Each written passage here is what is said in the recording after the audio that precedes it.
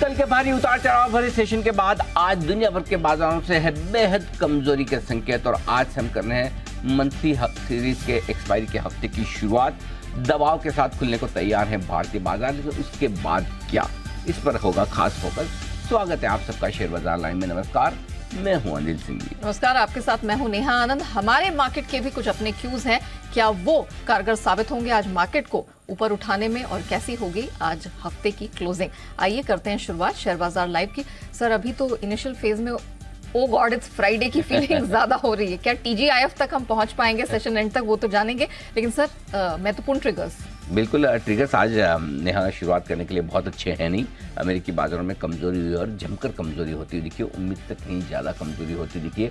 450 अंक डाउ लुढ़का है, नैस्डैक 250 अंक, S&P इंडेक्स 60 पॉइंट, चौतरफा बिकवाली, रसेल 2008%, यानी कि कहीं कोई बचने की जगह नहीं। अमेरिकी बाजारों में कल जबरदस्त कोहराम मचा है। डॉलर इंडेक्स 2.5 महीने की ऊंचाइयों पर 104 के ऊपर निकलता हुआ दिखा है। बॉन्ड यील्ड्स भी मजबूत है और साथ ही साथ वहाँ से भी संकेत जो आते दिख रहे हैं कमजोरी के ही आपको नजर आएंगे। 7,800 करोड़ के कुछ और रक्षा सौदों को मंजूरी मिली है। डिफेंस कंपनियों के लिए अच्छी खबर रहेंगी फोकस में। और पेटीएम में एक और ब्लॉक बेचने की तैयारी एंड फिन की। लगातार हिस्सेदारी वो बेच रहे हैं, एक हिस्सा आज और बेचेंगे 3.5%, लेकिन उसके बाद भी करीबन 9 से 10% हिस्सेदारी और एंड फिन के पास बचेगी। यानी कि पूरी तरह से धीमे धीमे जब जहाँ जैसे मौका मिले निकलने की तैयारी है एंड फिन की। लेकिन सर पहले तो यूएस मार्केट्स को ही आज समझ लेते हैं, क्या हो गया सर? मतलब इतनी तेज गिरावट, हम कमजोरी को लेके कॉशियस थे, लेकिन इतनी तेज गिरावट आएगी ये तो क्या एंटिसिपेट तो नहीं किया था? नहीं, इसका अंदाजा बिल्कुल भी नहीं था और आउट ऑफ सिलेबस ही है। कहने में कह सकते हैं कि थोड़ा शायद भारतीय बाजारों ने अंदाजा लगाने की कोशिश की हो कल, लेकिन और कल जो कमजोरी हुई है, ऐसा लग रहा था कि 2-3 दिन से नैस्डैक मजबूत होने की कोशिश कर रहा है, 2-3 दिन से डाउ संभलने की कोशिश कर रहा है और कल उसके अच्छे संकेत भी दिए, लेकिन एक ही दिन में तस्वीर तेजी से बदलती हुई दिखी। और सबसे बड़ी बात है कि इस बदलने के पीछे कोई खास बड़े कारण थे नहीं। जैक्सन हॉल की जो बैठक शुरू हुई है कल से, कल वैसे भी कुछ था नहीं। कल मेल मिलाप था, हालचाल पूछने वाला सिस्टम था।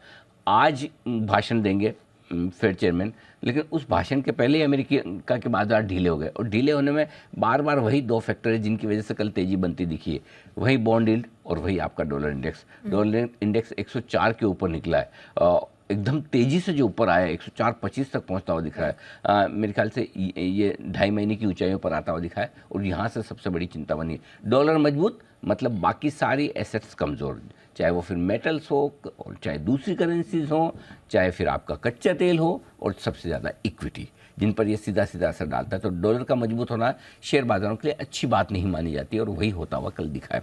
इसके साथ आग में घी डालने का काम किया है वहाँ के बॉन्ड यील्ड्स ने। ठीक है, अब बॉन्ड यील्ड्स वैसे अच्छे खासे ठीक ही चल रहे थे, लेकिन वो भी कल 4.25% के ऊपर निकले। एक बार 4.35% तक भी पहुंचे थे, जो कि 16 साल की ऊंचाइयों पर बॉन्ड यील्ड्स फिर से पहुंचते हुए दिखे। तो वो बॉन्ड यील्ड्स ऊपर होने का और वापस से डॉलर इंडेक्स के मजबूत होने का, ये दोनों ही जो हमारे लिए बड़े खतरों वाली बात है वो कल अमेरिका में होती दिखी। इसलिए अमेरिकी बाजारों में रिएक्शन बढ़ा तेज आया। एक तो ये तो ट्रिगर्स, कल ट्रिगर्स से गिरे। ट्रिगर्स के साथ साथ जो बड़ी चिंता की बात थी कल अमेरिका में वो ये कि आप देखिए बिकवाली चौतरफा हुई है। करेक्ट। डाउ कमजोर रहेगा ये तो हमें अंदाजा था। हमारे बाजार बंद होने के वक्त डाउ फ्यूचर्स तो कमजोर ट्रेड कर ही रहते हैं ना, 70 पॉइंट करीबन कमजोर थे। ठीक है, नेगेटिव हो गए तो ऊपर से, लेकिन नैस्डैक इंडेक्स, नैस्डैक तो 2.25 ऊपर था। ये बहुत शॉकिंग। तो नैस्डैक में तो ज्यादा गिरावट हुई है।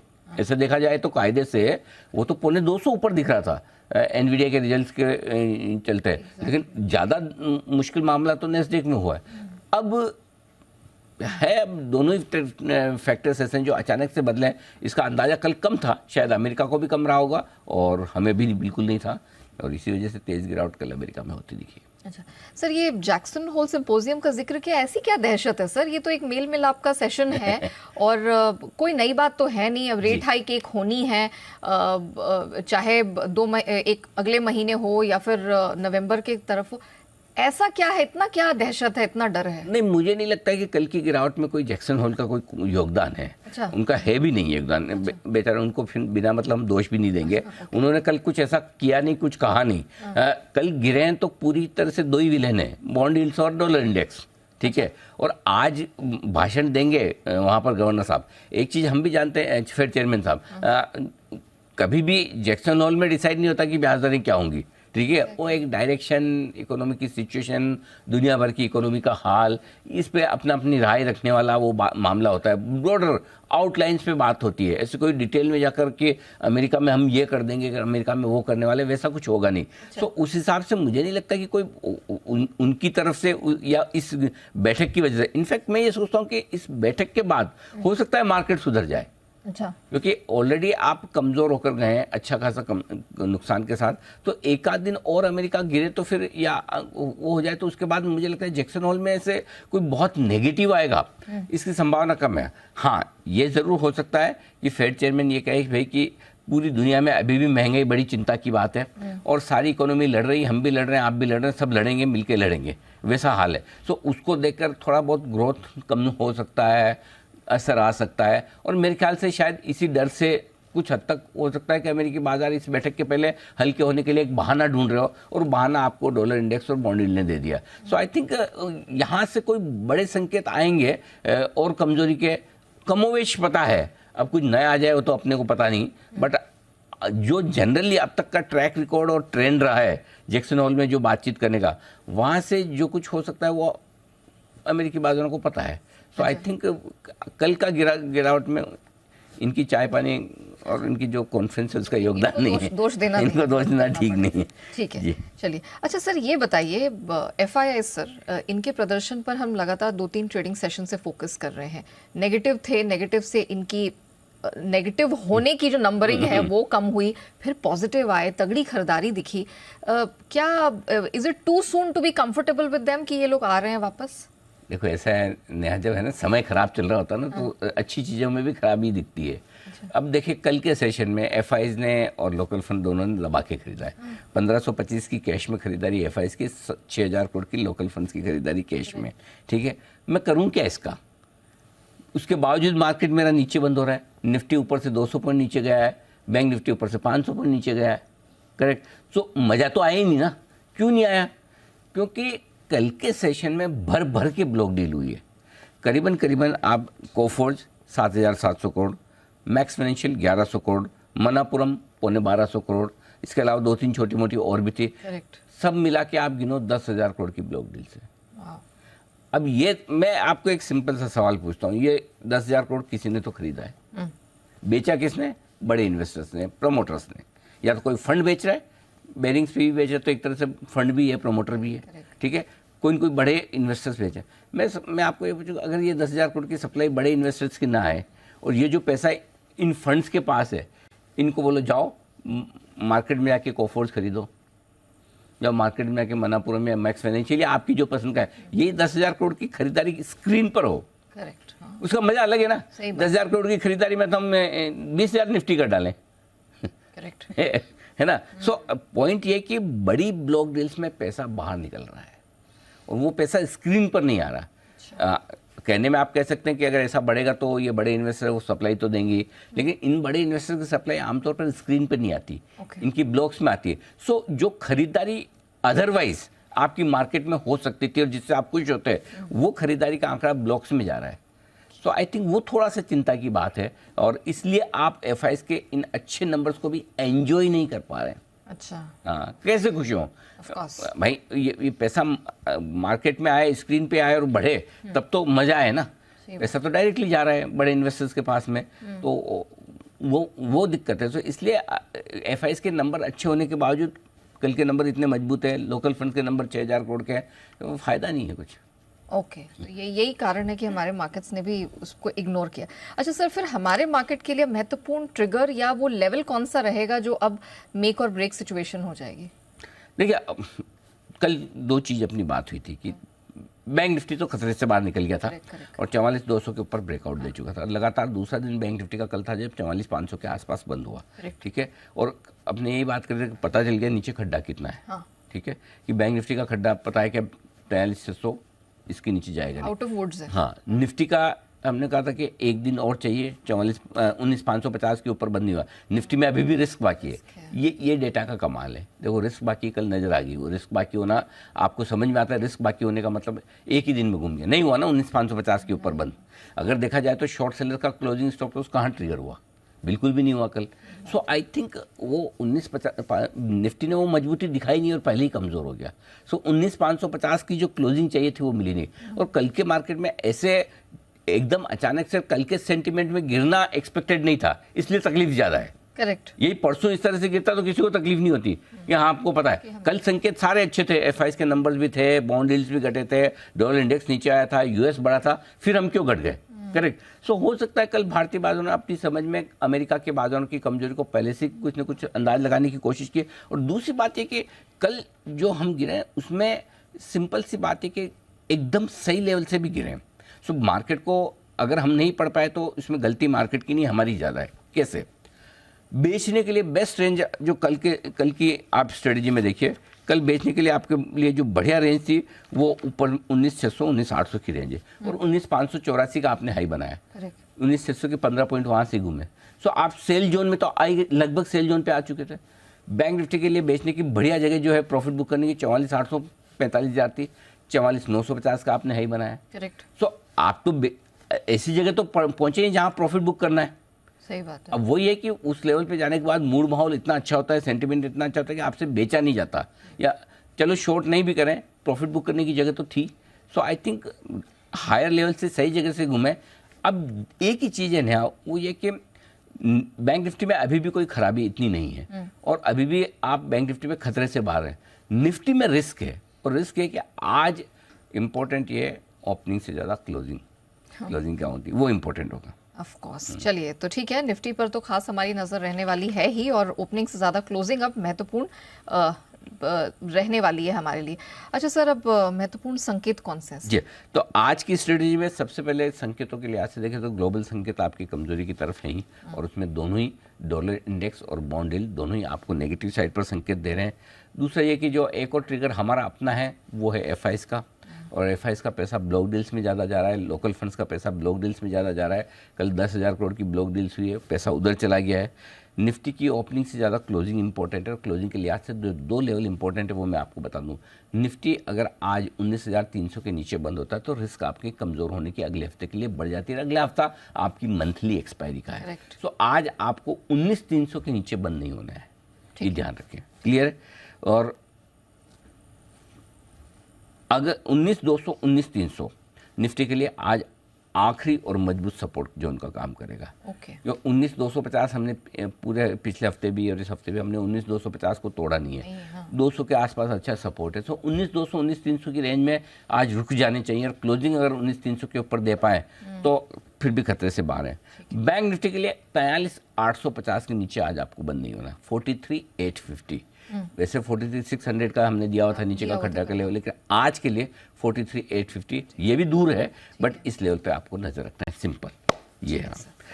संकेत, संकेत ग्लोबल नेगेटिव है, एफआईएस डीआईएस के न्यूट्रल इसलिए लिखे हैं, बड़े बड़े फिगर होने के बावजूद ढेर सारे एडजस्टमेंट्स हैं इसलिए न्यूट्रल रखा है। सेंटिमेंट एफएनओ न्यूट्रल है, सेंटिमेंट कॉशियस है, ट्रेंड न्यूट्रल है, यानी पॉजिटिव संकेत आज एक भी है नहीं, मिसिंग है। निफ्टी 19,250 19,325 ये पहला सपोर्ट जोन है। इस रेंज में कहीं खुलेंगे हम, खुलने के बाद टाइम पास करेंगे, देखेंगे। इसके नीचे हमें जाना नहीं है, जाने में रिस्क बहुत खुल जाती है, यहाँ मैं जाना नहीं चाहता इसके नीचे, और रिस्क खुलती है फिर वो सीधी 19,000 19,200 की रेंज में कहीं कहीं मिलता है सपोर्ट। 19,200 के नीचे विजिबल सपोर्ट कहीं है नहीं, फिर सीधा 19,000 के आसपास 200 पॉइंट के बीच में जगह खाली है सपोर्ट के लिहाज से। सो 19,200 के नीचे जाने पर कहाँ रुकेंगे? नॉट नेसेसरी हम 19,000 तक पहुंचे, बीच में कहीं भी रुक सकते हैं, लेकिन वो कहाँ रुकेंगे वो न डेटा में दिख रहा है, न ऑप्शंस की पोजीशन बनी है, न लेवल्स के हिसाब से। सो ये आपके लिए अगला मजबूत सपोर्ट जोन बनेगा। थोड़ा बड़ा है लेकिन और कोई निकल कर नहीं आ रहा। ठीक है सर। ऊपर की तरफ 19,400 445 से पहले रुकावट की जगह पार करके निकले टिके तो 19,465 से 19,535 भरपूर सप्लाई की जगह है, जहाँ पर लॉन्ग पोजिशन भी घटेगी और शॉर्ट्स भी बनेगी। आज तो आने वाला है नहीं। बैंक निफ्टी 44,000 44,200 बिल्कुल परफेक्ट सपोर्ट जोन है 200 पॉइंट का, लेकिन इसी रेंज में आएंगे और यहाँ पर सपोर्ट लेने की कोशिश करेंगे। मैं 44,000 के नीचे की मंदी आज देख नहीं रहा बैंक निफ्टी में, इसके नीचे जाने के चांस कम है। फिर भी एकेडमिक पर्पज से 43,850 43,950 की एक रेंज को आप लेकर चलें सपोर्ट के तौर पर, जहाँ पर आपको शॉर्ट पोजीशन और लॉन्ग पोजीशन, शॉर्ट काटना है, लॉन्ग बनाना है पक्के तौर पर। हाई रेंज ऊपर की तरफ 44,575 44,725 ये 150 पॉइंट की रेंज पहली रुकावट की जगह पार करके निकले तो 44,775 44,950 perfect supply zone. Long position पे प्रॉफिट बुक कर लें, शॉर्ट भी करें कल ही की तरह आज भी। ओके सर, एफआई लॉन्ग और पीसीआर सर? अच्छा, ये देखिए एफआईएस की इंडेक्स लॉन्ग पोजीशन 1% घट कर आई, ठीक है। Put call ratio Nifty bank Nifty दोनों का घटा है। बैंक निफ्टी में स्पेशली बढ़िया कम हो गया, 127 से 87 हल्के है मार्केट, कोई टेंशन वाली बात है नहीं। विक्स भी फ्लैट है, कोई खास दिक्कत की बात नहीं। ओके सर, अब एग्जिस्टिंग पोजीशंस पे बात कर लें। इंट्राडे 19,250 स्टॉप लॉस होगा और क्लोजिंग 19,300।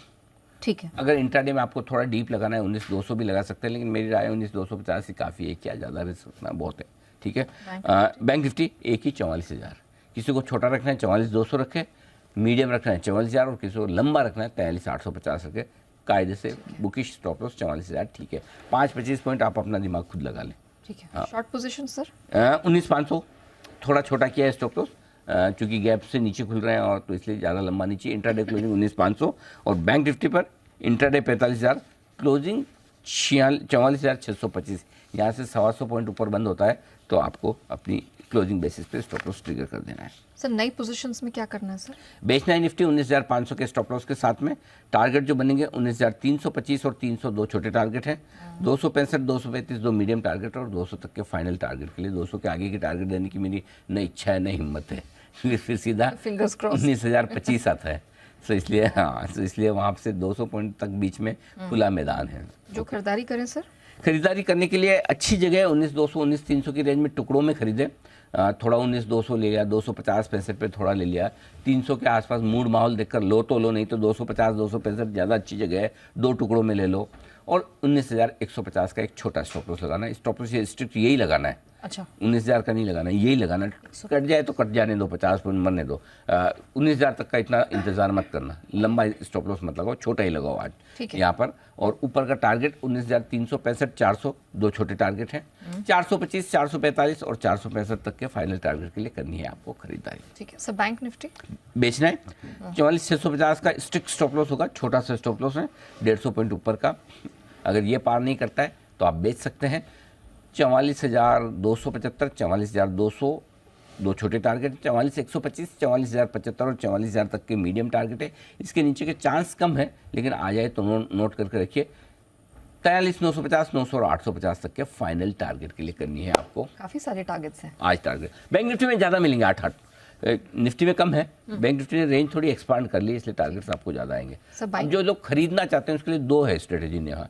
एक तो बढ़िया जगह ऐसी जहाँ मैं आराम से खरीदूँ, टाइम पास कर, जब मेरा मूड हो तब लूँगा। ये है 43,750 43,950 का स्ट्रॉन्ग सपोर्ट जोन और यहाँ पे स्टॉप लॉस बनता है 43,600 का। ये एकेडमिक पर्पज से आमतौर पर नहीं आती, लेकिन क्या है आजकल बड़े मुंह हो रहे, तो आ जाए तो नोट करके रखो आप। ठीक है कि 43,750 950 की रेंज में मुझे लेना है, 43,600 के स्टॉप लॉस के साथ लेना है। टारगेट जो बनेंगे 44,000 44,075 दो छोटे टारगेट हैं, 44,125 44,200 दो मीडियम टारगेट हैं, 44,275 और 425 के बड़े टारगेट। ठीक है, क्लियर है? ठीक है सर। लेकिन जब लग रहा है कि आने के चांस कम है तो फिर एग्रेसिव ट्रेडर्स के लिए एक अलग स्ट्रेटेजी है खरीदने की, और आपको खरीदना है 44,000 44,200 की रेंज में 2 या 3 टुकड़ों में। ठीक है सर। 44,200 पे एंट्री मारी, 125 100 के आसपास एक और 44,000 के आसपास एक और, 3 टुकड़ों में आपने ले ली बैंक निफ्टी।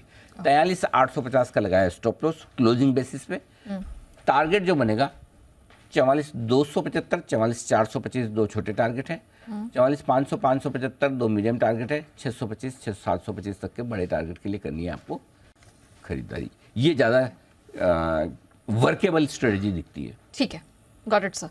चलिए सर, एफएनओ बैन अपडेट भी दे देते हैं दर्शकों को। बैन लिस्ट में नए उतरे हैं आरबीएल बैंक और जीएमआर इंफ्रा। जो ऑलरेडी बैन में है उनमें BHEL, Delta Corp, GNFC, Hindustan Copper तो है ही, IB Housing Finance, India Cement, Manappuram, Metropolis और पीएनबी है। और जो बैन से बाहर हुए हैं उनमें एस्कॉर्ट्स और सन टीवी का नाम निकल कर आ रहा है। सर एफएनओ डेटा आप बंद हुए 19,380 पर, है ना। तो 19,400 मेक और ब्रेक लेवल है आपका। 19,400 58 लाख शेयर पुट में है, 54 लाख शेयर कॉल्स में है। उसके ऊपर तो जाएंगे नहीं, नीचे खुलेंगे 19,300 के आसपास। तो ऐसे कोई बहुत बड़े डेटा है नहीं, लेकिन अगला सपोर्ट 19,300 के आसपास है। सो पहले शुरुआती कारोबार में 19,300 19,400 की आपकी रेंज है। ठीक है सर। ठीक है, 19,400 के ऊपर से आप हल्का बेहतर होना शुरू करेंगे। 19,500 लक्ष्मण रेखा है जिसको पार करना मुश्किल होगा, और इसीलिए आज मैंने स्टॉप लॉस निफ्टी में शॉर्ट साइड पे 19,500 का इसीलिए दिया। 1 करोड़ 15 लाख शेयर ऑलरेडी खड़े हैं कॉल राइटर्स वहाँ पे। सो ऊपर में कॉल राइटिंग होकर रखिए, नीचे में हल्का फुल्का सपोर्ट 19,300 के आसपास है। बैंक निफ्टी बहुत कम डेटा है, 44,000 पर 20 लाख शेयर हैं, 44,500 पर 27 लाख शेयर है, सॉरी 45 लाख पे। सो कोई खास डेटा बैंक निफ्टी के अभी तक बने नहीं है मंथली सीरीज में। ओके, चलिए, तो निफ्टी बैंक निफ्टी में कहाँ क्या क्या करना है ये तो हमने समझ लिया, लेकिन एक बिगुल स्टॉक ऑफ द डे के लिए सर की तरफ से आ रहा है आज का stock of the day. Sir बताइए आज कौन सा स्टॉक है जिस पर आपकी खास नजर है? एक एनबीएफसी कंपनी है कैफिन टेक, जो हाल ही में लिस्ट भी हुई है, यहाँ पर खरीदारी करने की राय है। 380 रुपये के स्टॉप लॉस के साथ आप खरीदारी कर सकते हैं। कैश मार्केट का स्टॉक है, 390 395 और 398 के टारगेट के लिए खरीदारी करनी चाहिए। एक बढ़िया रिपोर्ट आई है, नोमरा ने इस पर कवरेज की शुरुआत की। आज नोमरा की इंटरेस्टिंग और अच्छी रिपोर्ट है एनबीएफसी पे, उन्होंने कई जगह कवरेज की शुरुआत की है। लेकिन ये मैंने एफएनओ के बजाय कैश मार्केट का स्टॉक इसलिए चुना है, एक तो ये कि यहाँ पर अपसाइड अच्छी है, 500 रुपये का उन्होंने टारगेट दिया है, और दूसरा है कि ख़राब मार्केट में शॉर्ट होने के स्कोप कम हो जाते हैं, है ना। तो उल्टा होने के स्कोप कम होते हैं, क्योंकि कल जो जिस तरह से कोफोर्ड नीचे खुल के उल्टा हो गया, तो इसलिए वो समझ में आया कि ख़राब मार्केट अच्छे मार्केट का मतलब नहीं है। स्टॉक में डिमांड सप्लाई से कुछ भी हो सकता है। सो बेहतर है, सो आप स्ट्रिक्ट स्टॉप लॉस फॉलो करें, और कोई भी स्टॉक ऑफ द डे है कुछ भी हो, स्टॉप लॉस जरूर फॉलो करें। कल भी अगर किसी ने ट्रेड इनिशिएट किया है तो पहला टारगेट हिट भी हुआ था कोफोर्ज का, और नहीं किया किसी ने इनिशिएट तो सीधा ही 5,000 हो गया था। सो इसलिए आई एम श्योर कि नुकसान किसी को नहीं हुआ होगा नेचुरली। हाँ, ये ज़रूर है कि हमारे बोलने की वजह से अगर किसी का लेने का मन हुआ हो तो वो ना ले पाए, वो एक पॉसिबिलिटी जरूर बनती है। बट एनीवे, कैफिन यहाँ पर खरीदारी करने की राय। रिपोर्ट बहुत अच्छी लिखी, और बिजनेस मॉडल के बारे में और जो कहा गया है आगे के ग्रोथ प्रोस्पेक्ट्स के बारे में, अच्छी रिपोर्ट है। मुझे लगता है कि इसके ऊपर फॉलो बाइंग आने की आपको संभावना बनेगी। ऐसे में बेहतर है कैफिन टेक में खरीदारी करने का मौका आप देख सकते हैं। चलिए, तो सर की तरफ से स्टॉक ऑफ द डे बतौर कैफिन टेक, इस पर नजर रखिएगा, और वो 3 बेहतरीन टारगेट्स आपके सामने हैं। लेकिन आइए कुछ और खबरें हैं जिन पर हमें फोकस करना है, कौन से महत्वपूर्ण ट्रिगर्स हैं उन पे भी नजर डालेंगे। हमारी रिसर्च टीम पूरी तैयारी के साथ जुड़ चुकी है। नुपुर, अरमान, आशीष हमारे साथ जुड़ चुके हैं। Good morning everyone. चलिए नुपुर, आपके साथ करते हैं शुरुआत। ट्रिगर्स और खबरों के दम पर कहाँ है एक्शन? बिल्कुल, good morning. Power Mech Project पे आज आपको नजर रखनी, क्योंकि बोर्ड बैठक है, फंड रेजिंग पर यहाँ पे विचार करेगा बोर्ड, तो ये अनाउंसमेंट इंपॉर्टेंट रहने वाला है। और कार्गो टर्मिनल जहाँ पे जो ट्रांसफर है ट्रेड फॉर ट्रेड सेगमेंट से, उससे अब रोलिंग सेगमेंट में चला जाएगा, तो ये स्टॉक पे फोकस में रहने वाला है।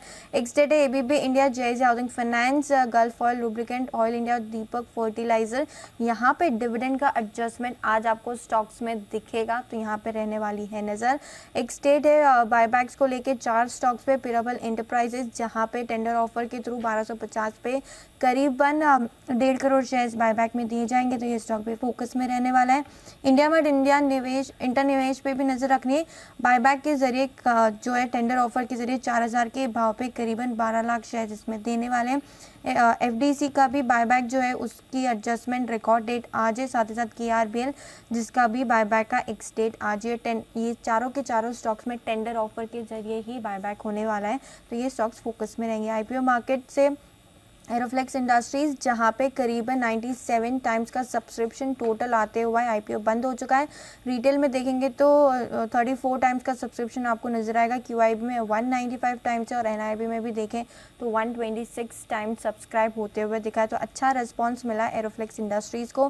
विष्णु प्रकाश आर पुंगलिया पे भी आपको नजर रखनी है। दूसरा दिन है, पहले दिन का अपडेट बता देती हूँ, अब तक करीबन 4 गुना बढ़ते हुए दिखा है। रिटेल में देखेंगे तो अच्छा रिस्पॉन्स मिला है, 5 गुना यहाँ पे बढ़ते हुए नजर आया है, और एनआईआई में भी करीबन 6.5 गुना का सब्सक्रिप्शन आते हुए दिखा है।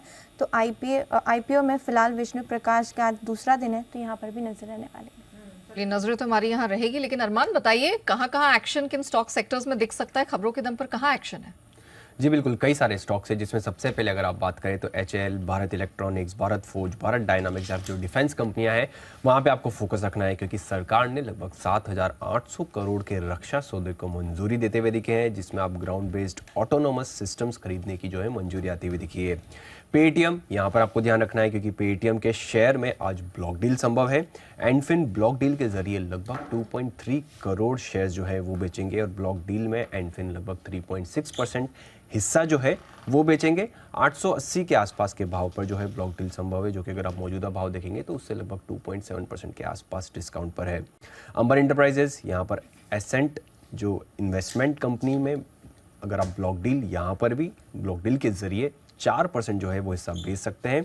2,800 से 2,815 के आसपास के भाव पर जो है वो बेच सकते हैं हिस्सेदारी, जो कि अगर आप मौजूदा भाव देखेंगे तो उससे लगभग 0.5% के आसपास डिस्काउंट पर है।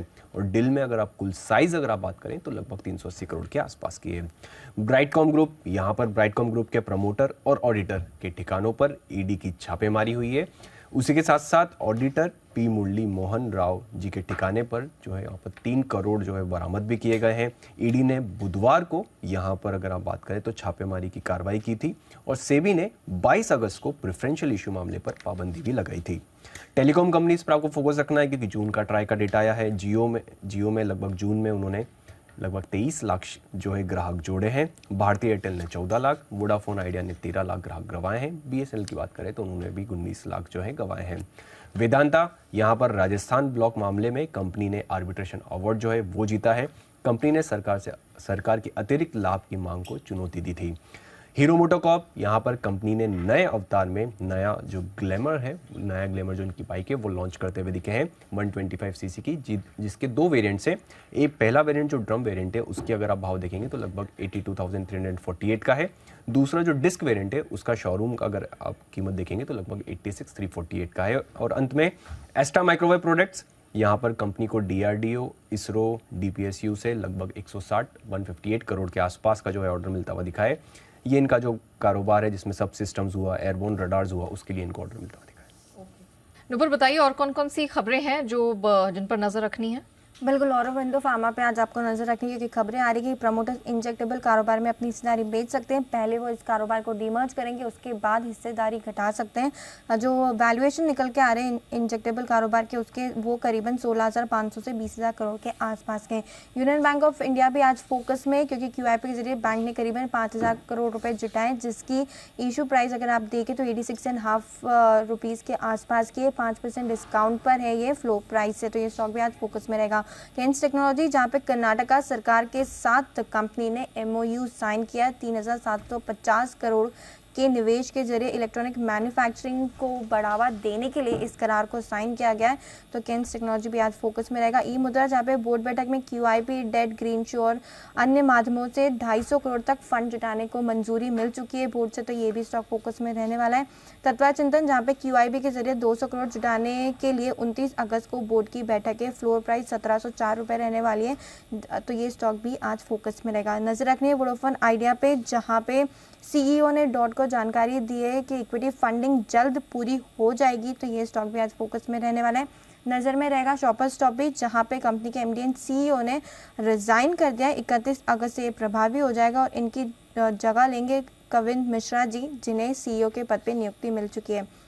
एम्बर इंटरप्राइजेज पे भी रखनी है आपको नज़र, क्योंकि गवर्नमेंट ऑफ सिंगापुर ने करीबन 4 लाख शेयर्स कल खरीदे थे 1,800 के भाव पर। आज वापस यहाँ पे ब्लॉक डील होने वाली है।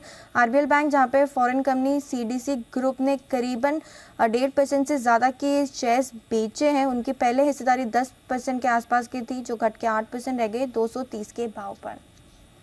ऑलराइट, चलिए, तो ये वो खबरें हैं, ट्रिगर्स हैं जिन पर हमारी नजर रहेगी, लेकिन ऑफ कोर्स फॉरेन ब्रोकरेजेस की नजर कहाँ है वो भी जान लेते हैं। बढ़ते आगे FIR की तरफ।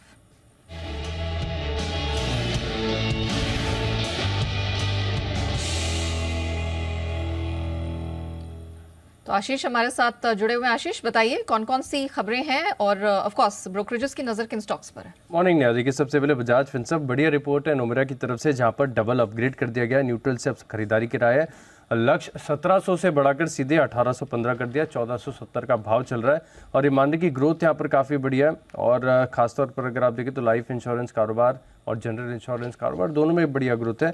बजाज फाइनेंस यहाँ पर भी खास नजर रखिएगा क्योंकि नोमेरा की तरफ से कवरेज की शुरुआत की गई है खरीदारी किराए के साथ।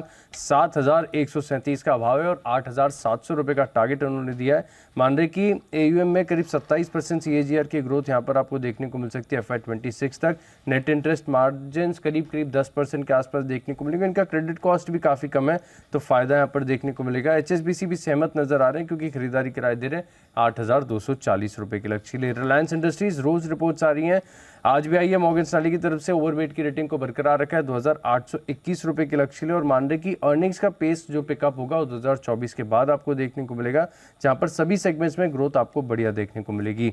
भारतीय एयरटेल मैक्वारी ने आउट परफॉर्म की रेटिंग को बरकरार रखा है 870 का भाव, 990 का टारगेट। पार ग्रेड पर बढ़िया रिपोर्ट है, मॉर्गन स्टैनली की तरफ से ओवरवेट की रेटिंग को बरकरार रखा है 246 का भाव है, टारगेट 258 से बढ़ाकर 278 रुपये कर दिया है। मान रहे कि ट्रांसमिशन सेक्टर में अगर आप देखें तो एक पिकअप देखने को मिला है, इसका फायदा कंपनी को होगा। बिरला सॉफ्ट यहाँ पर नोमेरा की तरफ से कवरेज की शुरुआत की है खरीदारी किराए के साथ, 475 का भाव, 610 रुपये का टारगेट है। एम्फेसिस पर सिटी की तरफ से थोड़ी सी कमजोर रिपोर्ट आई है, बिकवाली किराए को बरकरार रखा है 2,464 का भाव, 2,120 रुपये का टारगेट उन्होंने दिया है। PB फिनटेक सिटी की तरफ से बढ़िया रिपोर्ट, खरीदारी किराए दिया 1,000 रुपये का टारगेट, 750 का भाव चल रहा है। मान रहे कि कंपनी की लीडरशिप पोजीशन है, इसके चलते एक फायदा देखने को मिल सकता है। के फिनटेक यहाँ पर बहुत बढ़िया रिपोर्ट आई है जेफरीज की तरफ से, जहाँ पर कवरेज की शुरुआत की गई है खरीदारी के राय के साथ। 384 रुपये का भाव है, 500 रुपये का बढ़िया टारगेट दे रहे हैं और मान रहे कि अब तक अगर आप देखें और आगे भी जो एस्टिमेट्स हैं इसके हिसाब से मालूम पड़ रहा है कि कैश फ्लोज में और प्रॉफिट्स में काफ़ी बढ़िया ग्रोथ आपको देखने को मिलेगी। और अंत में एप्टिस वैल्यू हाउसिंग फाइनेंस, यहाँ पर सिटी खरीदारी किराए को बरकरार रखें 268 रुपये का भाव है, 350 रुपये का बढ़िया टारगेट दिया। मैनेजमेंट की मीट हुई है, इसके बाद इन्होंने रिपोर्ट निकाली है। ओके, तो ढेर सारी रिपोर्ट्स और आज NBFCs पर बढ़िया रिपोर्ट्स लेकर आए हैं आशीष, है ना आशीष? आज फोकस वही है आपका? आज काफ़ी बढ़िया रिपोर्ट्स है सर, अच्छी रिपोर्ट्स। ओके, ज़्यादातर रिपोर्ट्स अच्छी हैं, खराब वाली कम है, तो चलिए बढ़िया है। इन रिपोर्ट्स पर रहेगा भरपूर एक्शन और इसी एक्शन को बढ़ाते आगे हमारे सारे एक्सपर्ट्स हमारे साथ जुड़ चुके हैं और वक्त है आपके लिए पिक ऑफ द डे का।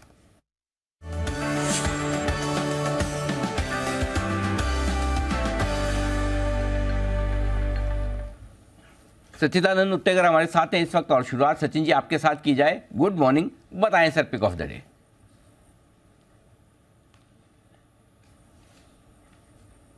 ओह, चलिए, बंसल जी किस्मत ही अच्छी लिखवा के लाए हैं। नंबर 2 पे आते हैं, फिर भी नंबर 1 पर उनका मौका मिल जाता है। थोड़ा सा सचिन जी के कनेक्शन को चुस्त दुरुस्त होने में वक्त लगेगा, तब तक चमकते हुए बंसल जी के पास चलते हैं। सुप्रभात बंसल जी, बताएं सर। सुप्रभात अनिल जी, सुप्रभात नेहा जी। और आज मैंने सबसे पहले ना 2 बार देखा है कि गलती ना हो जाए, 2 बार बैक टू बैक कल और day before yesterday Anil ji दोनों बार मतलब कि गड़बड़ हो गई थी। तो आज मैंने मतलब कि अच्छे से चेक करा था कि कौन है, तो अच्छे से चेक करके नोट कर लिया। तो नेहा जी को भी गुड मॉर्निंग है। और अनिल जी देखिए, मैं तो ना अपने आप को रेस में मानता नहीं, बाय डिफॉल्ट ही अनिल जी आ जाता हूँ, बट अनिल जी रेस तो खेल रहे हैं कुणाल जी। कितनी भी कोशिश कर लें, बाकी लोग खुद मतलब कि उनका स्थान जो है ना वो फिक्स है अनिल जी। नीचे से फर्स्ट टाइमिंग उनकी फिक्स है, सुबह की भी और दोपहर की भी अनिल जी। नीचे से फर्स्ट अनिल जी, अब वो नीचे से फर्स्ट बोले, ऊपर से लास्ट बोले, मतलब कि he is happy with this number Anil ji. Wonderful, लेकिन आ चुके हैं, आप जो भी बोले सोच समझ के बोले, वो सुन रहे हैं, बस इतना ध्यान रखें। बताएं sir pick of the day.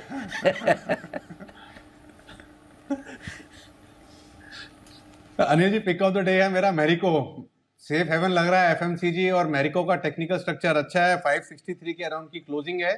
Weakness में खरीदे 556 का स्टॉप लॉस लगाना है 575 के टारगेट के लिए। मैरिको है मेरा pick of the day. Okay, देखा कुणाल जी, आपको समझ में आया? बंसल जी को ये लग रहा था कि आप सुन नहीं रहे हो। जैसे मैंने बोला कि कुणाल जी आगे सुन रहे, तब तक बंसल जी एकदम थोड़ा हड़बड़ा भी गए और फटाफट अपनी पिक दी और निकल के गए। तो बंसल जी, अगर आपको और कुछ कहना हो कुणाल जी के बारे में तो इनका ऑडियो डाउन कर दूं, इन तक आवाज़ नहीं जाएगी, आप बोल सकते हो। नहीं अनिल जी, मेरे को अनिल जी कुछ बोलना है, बट मैं ना आफ्टरनून में बोलूंगा अनिल जी। आफ्टरनून में आप मेरे को कभी भी समय दे दीजिएगा। 3 बजे के बाद का अनिल जी। ओके, डन, बिल्कुल ठीक बात है। आइए सुमित जी, सुप्रभात, बताएं sir pick of the day. Good morning Anil ji. Anil ji, pick of the day के तौर पे जो स्टॉक चार्ट्स पे बढ़िया दिख रहा है वो है टाटा केम। टाटा केमिकल के अंदर मूव ऊपर का देखने को मिलना चाहिए। स्टॉक के अंदर कल बाउंस बैक के संकेत मिल चुके थे। स्टॉक का जो नीचे में चार्ट्स के ऊपर सपोर्ट है 985 990 के पास है, तो 985 का नीचे में स्टॉप लॉस लगा के टाटा कैम में 1010 1015 के पास खरीदारी करें। यहाँ से ऊपर में जो मूव देखने को मिलेगा उसके अंदर जो टारगेट्स मिल सकते हैं देखने को 1050 से लेके 1060 तक के लेवल टाटा कैम में ऊपर की तरफ देखने को मिल सकते हैं। तो खरीदारी करना है टाटा केमिकल 985 के स्टॉप लॉस से 1050 1060 के टारगेट्स के लिए। 1050 1060 टारगेट टाटा केमिकल खरीदारी करने की राय सुमित जी की। आइए कुणाल जी का भी है स्वागत। सुप्रभात कुणाल जी, बताएं सर क्या है आपको पसंद। सुप्रभात अनिल जी, सुप्रभात नेहा। अनिल जी, खरीदारी की राय है और खरीदना है HPCL। HPCL मुझे लगता है अनिल जी काफ़ी करेक्ट हो चुका है, करेक्शन के बाद एक सपोर्ट पर आ गया है और इस लेवल से मुझे लगता है कि कुछ अपसाइड ज़रूर बन सकता है। तो यहाँ पर एक 260 रुपये के आसपास स्टॉप लॉस रखकर HPCL बाय करें। मुझे लगता है 275 तक का एक मूव आएगा, तो 260 पर स्टॉप लॉस रखें। पोजिशनल बेसिस पे 275 के लक्ष्य के लिए HPCL पर खरीदारी कराएं। ओके, 275 तक फिर से जाने की तैयारी, 260 के स्टॉप लॉस से करें खरीदारी। ये राय HPCL पे आपके कुणाल जी की तरफ से आती हुई दिख रही है। आइए बढ़ते आगे कुछ और स्टॉक्स जहां पर खबरों के दम पर आज दिखेगा भरपूर एक्शन, उन्हीं पर राय दी जाए। BEL भारत इलेक्ट्रॉनिक्स लिमिटेड आज कुछ बड़े ऑर्डर्स देने की खबर फिर से आई है। डिफेंस शेयरों को 7,800 करोड़ रुपए के आसपास के ऑर्डर्स बांटे गए हैं, उनमें इनका नाम सबसे ऊपर दिख रहा है। तो जरा BEL के चार्ट्स सुमित जी देखिए, राय दीजिए। अनिल जी, मेरे को लग रहा है कि डिफेंस से रिलेटेड सारे स्टॉक्स के अंदर, पूरे सेक्टर के अंदर ओवरऑल तेजी बनी हुई है। जहां तक BEL का सवाल है, BEL में तेजी करके चलने का सलाह रहेगा। स्टॉक के अंदर 135 का लेवल टूटने के बाद 140 रुपए तक का मूव जल्दी शॉर्ट टर्म में देखने को मिलेगा। पोजिशनल टर्म में इसमें और भी ऊपर के लेवल देखने को मिल सकते हैं। स्टॉक का जो नीचे में चार्ट्स के ऊपर सपोर्ट दिखाई दे रहा है वो 130 रुपए 131 रुपए के पास का दिखाई दे रहा है। तो ये नीचे में सपोर्ट होगा, ऊपर में 140 145 ये लेवल जल्दी देखने को मिलेंगे। 40 से 145 तक जाने की तैयारी BEL के लिए। अच्छी खबर आज बाकी डिफेंस शेयरों के लिए भी है, उन पर भी धीरे धीरे करके आगे राय लेंगे, लेकिन पहले राय ली जाए सिद्धार्थ जी की, जुड़ चुके हैं हमारे साथ। सुप्रभात सिद्धार्थ जी, स्वागत आपका। बताएं sir pick of the day. Good morning Anil ji, good morning Neha, good morning सारे दर्शकों को। अनिल जी, आज पिक ऑफ द डे के हिसाब से एकदम रंगीन शेयर है और वो है बर्जर पेंट्स। बर्जर पेंट्स जिसका टारगेट आपको रखना है 732 732 का। Second largest decorative paint segment में है, 14% के वॉल्यूम्स है। मार्केट शेयर में बढ़ोतरी देखी हमने, 20.2% के करीब मार्केट शेयर आ चुका है और हम कॉन्फिडेंट, मैनेजमेंट बहुत कॉन्फिडेंट है कि 17-18% का मार्जिन आ सकता है आने वाले 2 और क्वार्टर्स में। और रेवेन्यू ग्रोथ जो है वो 11% के आसपास CAGR ग्रोथ हो सकती है। तो बर्जर पेंट्स मुझे लगता है डेकोरेटिव पेंट सेगमेंट में अच्छा एक पिक ऑफ द डे के हिसाब से सूटेबिलिटी हो सकता है। 732 का टारगेट।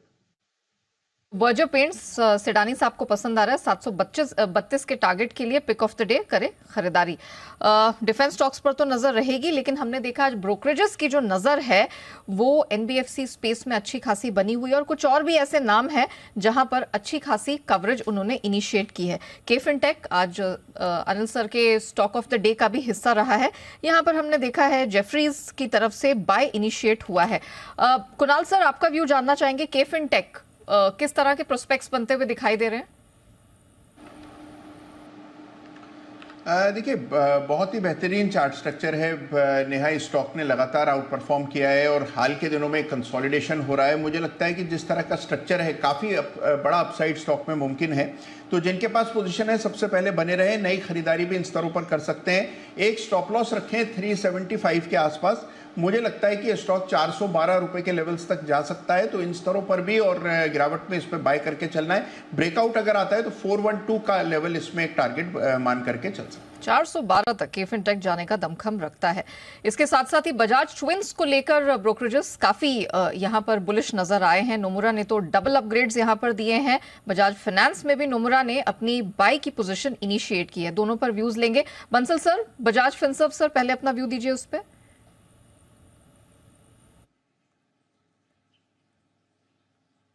नया बजाज फिनसर्व का स्ट्रक्चर देखें तो स्टॉक तो अगर हम देखें तो करेक्शन के अंदर ही चल रहा है काफ़ी समय से, और ऊपर में देखें तो 1485 के अराउंड स्ट्रॉन्ग हर्डल है।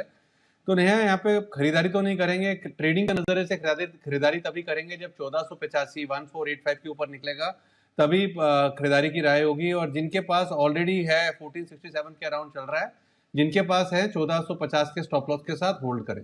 Okay Sumit ji, Bajaj finance chart structure कैसा दिखाई दे रहा है आपको? बजाज फाइनेंस पिछले कुछ दिनों से थोड़ा साइडवेज मूव में ये ट्रेड कर रहा है, बट अगर ओवरऑल देखेंगे तो ये स्टॉक के अंदर मेरे को लग रहा है कि तेजी का व्यू लेके काम करना चाहिए। थोड़ा सा पोजिशन नजरिया रखना पड़ेगा। स्टॉक के अंदर मूव ऊपर का देखने को मिलना चाहिए। डिप में खरीदारी करें 7100 7050 तक अगर कोई भी लेवल नीचे में देखने को मिलते हैं तो लोअर लेवल्स पर खरीदारी करके चलने का सलाह रहेगा। ऊपर में 7250 से लेके 7300 ये लेवल इमीडिएटली आने वाले दिनों में देखने को मिलना चाहिए। और पोजिशनल तौर पे 7500 तक का मूव स्टॉक में ऊपर की तरफ बनेगा, तो स्टॉक में डिप में खरीदारी करके चलने का सलाह रहेगा। डिप में करें खरीदारी बजाज फाइनेंस, ये है आपके लिए राय सुमित जी की तरफ से। सचिन जी अब हमारे साथ हो चुके हैं connect. Good morning Sachin ji, बताएं sir pick of the day.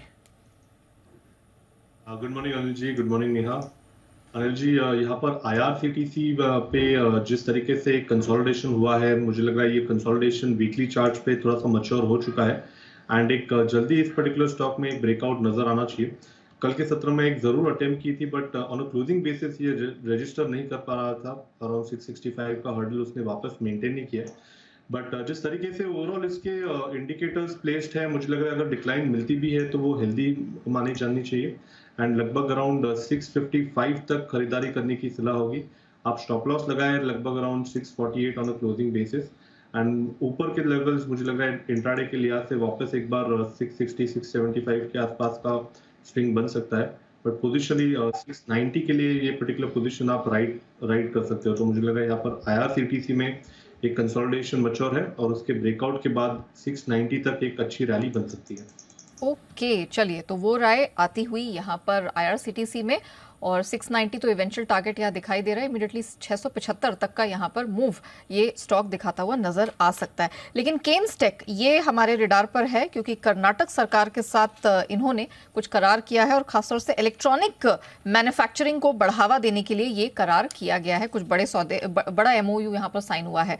सिडानी साहब, मैं आपका व्यू जानना चाहूंगी, केन्सटेक क्या दिखाई दे रहा है? देखिए नेहा, केन्सटेक या पूरे ये सेगमेंट की बात करें तो EMS सेगमेंट जो इलेक्ट्रॉनिक्स मैन्युफैक्चरिंग सेगमेंट है, ये बहुत बजिंग है और इसमें लगातार बार बार कहते आया हूँ, सिरमा बहुत अच्छा है, इसके साथ डिक्सन टेक्नोलॉजी भी बहुत बेहतरीन लग रहा है और केन्सटेक की जो ये करार हुई है ये डेफिनेटली पॉजिटिव हो सकती है। बट साइज में अगर डिक्सन के मुकाबले देखूं तो काफी छोटी है, तो मैं अभी भी वही पॉजिटिव राय रखूंगा डिक्सन टेक पे कि यहाँ पे इलेक्ट्रॉनिक्स जो मैन्युफैक्चरिंग है इसका सेगमेंट सनराइज सेक्टर है, बहुत बेहतरीन कर सकता है आने वाले समय में। तो ये है आपके लिए केन्स टेक्नोलॉजी पर राय। पेटीएम आज फिर से एक बड़ी ब्लॉक डील होने जा रही है। एंडफिन यहाँ पर अपना हिस्सा बेचने जा रहा है, करीबन 3.5% हिस्सा बेचेगा और 2.25 करोड़ शेयर बेचे जाएंगे 880 रुपये के दाम पर। कुणाल जी, चार्ट्स का अध्ययन करें और बताएं अगर किसी को खरीदने का मन है तो अच्छा लेवल क्या है, कहाँ एंट्री करनी चाहिए? अनिल जी, अध्ययन के साथ अनुसंधान करने के बाद अनिल जी मेरा ये मानना है कि चार्ट अनिल जी मजबूत है और नीचे के लेवल्स पर अगर खरीदारी का मौका तलाश रहे हैं तो जो ऑप्टिमम एंट्री पॉइंट है वो कोई 825 के आसपास है।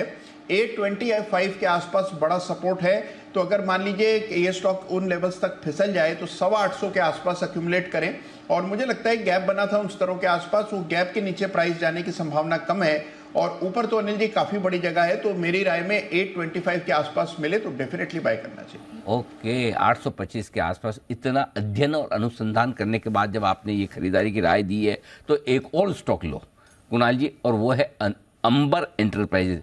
इसमें अध्ययन और अनुसंधान के साथ अपने अनुभव का भी मिश्रण करें और इसके चार्ट्स देखकर बताएं, क्योंकि यहाँ पर भी आज ब्लॉक डील होने वाली है।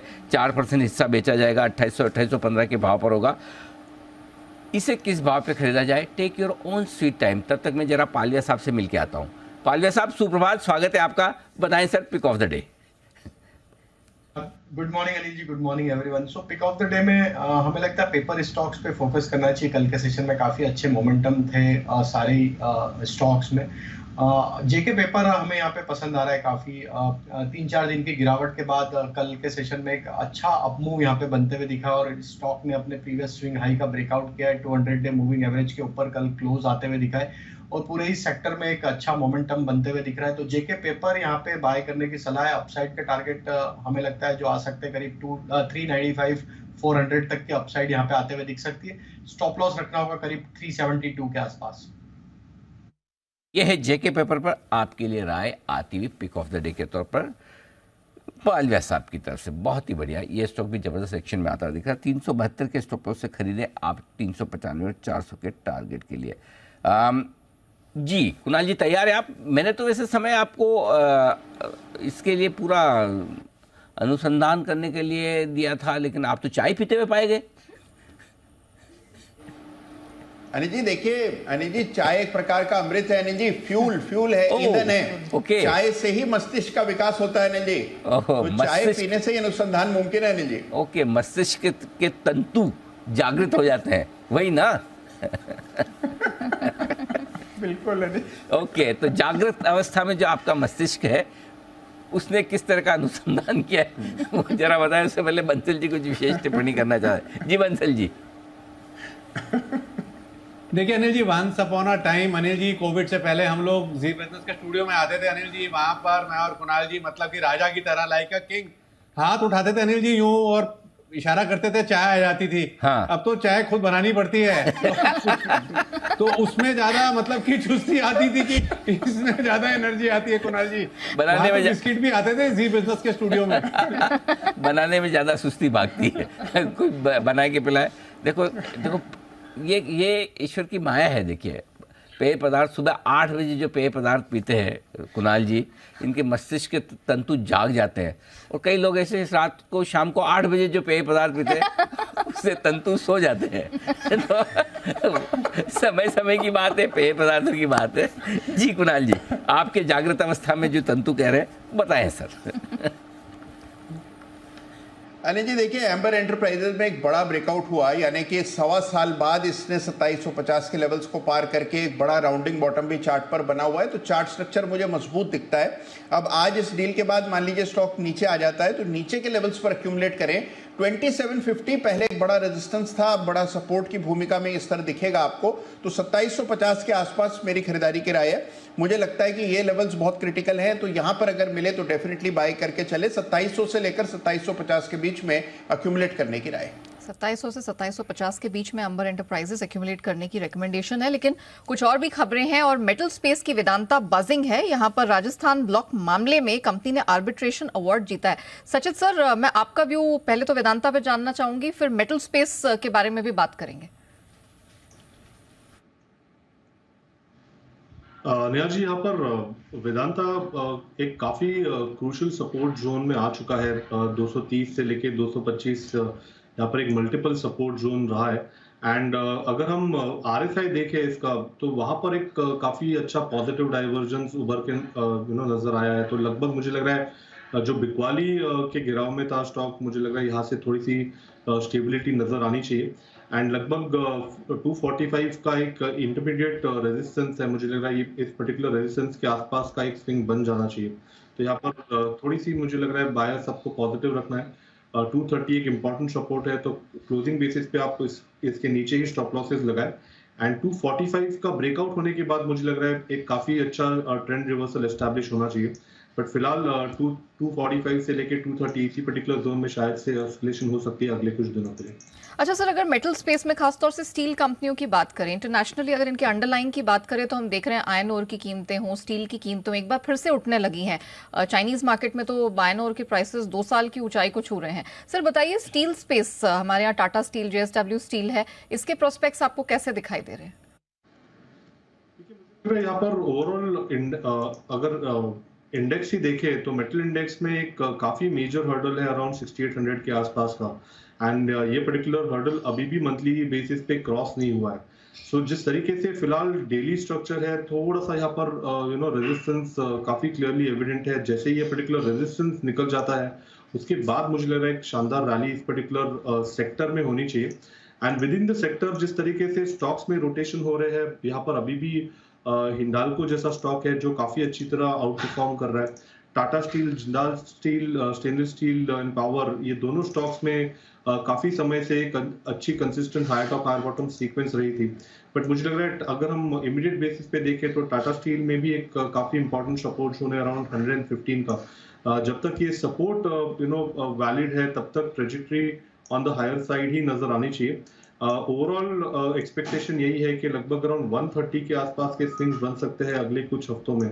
तो टाटा स्टील में भी मुझे लग रहा है अगर गिरावट आ जाती है 117, 116 एक अच्छा जोन है जहां पर ये स्टॉक अपने पोर्टफोलियो में उतारना चाहिए। एंड जो सेकंड पिक है, मुझे लग रहा है यहाँ पर हिंडाल्को पे हम काफी समय से बुलिश रहे हैं। ट्रेजेक्टरी मंथली चार्ट्स पे अगर हम देखें तो वहां पर एक काफी क्लासिकल कॉन्ट्रैक्टिंग ट्रायंगल फॉर्मेशन है, जिसके ब्रेकआउट के बाद मुझे लग रहा है एक अच्छी रैली बन सकती है 510 के लेवल्स के लिए। तो इमीडिएट बेसिस पे जो हर्डल है 470 का, अगर ये पार हो जाता है तो मुझे लग रहा है हिंडाल्को में एक आउट परफॉर्मेंस जो चल रही है वो कंटिन्यूड ही रहनी चाहिए एंड पोजिशनली 510 की एक्सपेक्टेशन होगी। ओके, चलिए, तो हिंडाल्को पर खास फोकस है और 510 तक का पड़ाव ये ऊपर छू सकता है। मेटल्स के बाद फोकस जरा फार्मा स्पेस पर करते हैं और ऑरबिंदो फार्मा हमारे रेडार पर है क्योंकि खबरें ऐसी आ रही हैं कि प्रमोटर्स अपना इंजेक्टेबल कारोबार है उसमें हिस्सेदारी बेच सकते हैं। आपको बता दें कि इनके इंजेक्टेबल कारोबार का जो अनुमान है ऑलमोस्ट 16,500 से 20,000 करोड़ के आसपास बताया जा रहा है। सिडानी सर, ऑरबिंदो फार्मा पर सर पहले अपनी राय दीजिए, फिर फार्मा स्पेस पर भी आपकी व्यू जानेंगे।